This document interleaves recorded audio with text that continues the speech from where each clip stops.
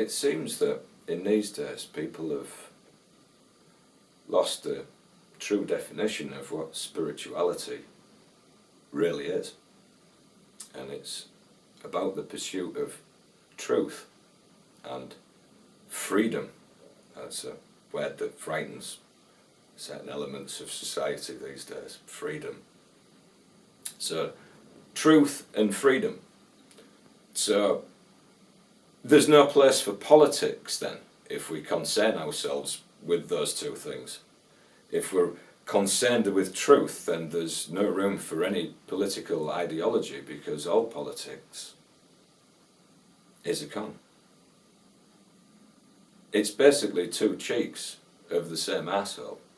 On one side you have Labour, Conservative, or Republican and Democrat, and they're just big wobbly butt cheeks around an asshole. And occasionally the asshole produces some gas and the butt cheeks rub together and make a noise. But if you think about politics and politicians as being a bunch of lying assholes, which most of them are, then when you get to that paradigm, then you don't matter whether they're from the left or the right, you just automatically assume that they're lying to you. It's quite easy when you're working class, because we've been lied to for generation after generation, so it's deep within our conditioning to mistrust all authority. So using the big wobbly ass analogy to basically look at politicians then, and we've got the asshole in the middle that controls the two big wobbly cheeks of the asshole, and when the hole produces gas, the two cheeks vibrate together and make a noise. But what you have to remember is that the asshole in the middle is the bankistocracy, the corporatocracy, and the tech giants and the pharmaceutical companies. You see, and they control both parties. It's quite easy. They just bribe them, or film them with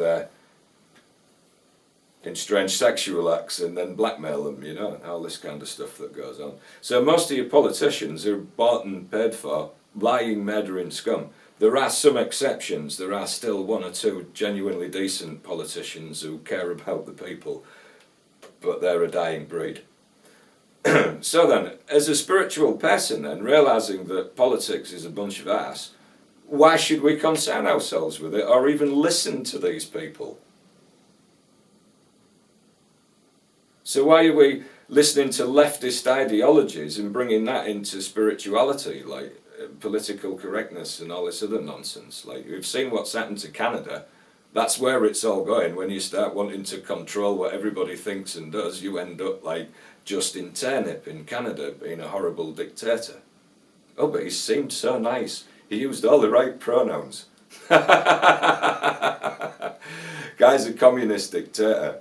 And that's what all this leftist ideological crap is, and that's where it takes you. Yeah, look at the history of Cambodia.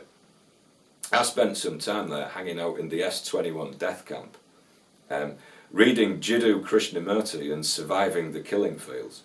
So I'm not a massive fan of communism. I've seen what it leads to, which is just the destruction of your civilization. Seems a lot of young people think that's a really good idea at the moment.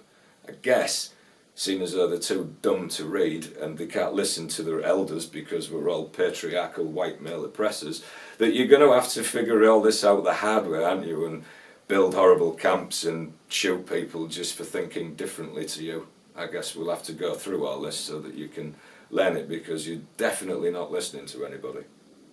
So then, there's no room for politics in spirituality, because it's all a load of crap. So I was born in the 1970s, and we had cool musicians back then who didn't suck up to authority. People like Paul Weller and Joe Strummer. And Joe Strummer came out with a classic, and he just said politics is a con, Hollywood's a con, banking industry's a con, TV's a con, the mass media's a con. It's all a fucking con. So we don't need to concern ourselves with all this crap that's going on in the world. Or shall we say, pick sides, left or right. They're all out to get us. So as a spiritual person then, we need to rise above political affiliations. Actually, what we'd like to see then, as spiritual people, is all of mankind to come to a state of semi-enlightenment or enlightenment, and in which case we don't need any leaders and we can live in a state of enlightened anarchy. And it works like this, enlightened anarchy. Let me tell you how it works. It's quite simple. If you want something to believe in, forget all this crap ideology that they're ramming down your throats at school and university. How about this? Live and let live. Live and let live. You do your thing, I do my thing. Live and let live. You think the way you want to think, I'll think the way I want to think. You live the way you want to live, I'll live the way I want to live. Live and let live. Instead of trying to ram ideologies down each other's throats, which at the end of the day only emboldens and contributes to the wealth of the morons that made up all these ideologies in the first place. We have to remove ourselves from this prison of two-party black and white thinking and realise that it's all a massive con. Have a nice day.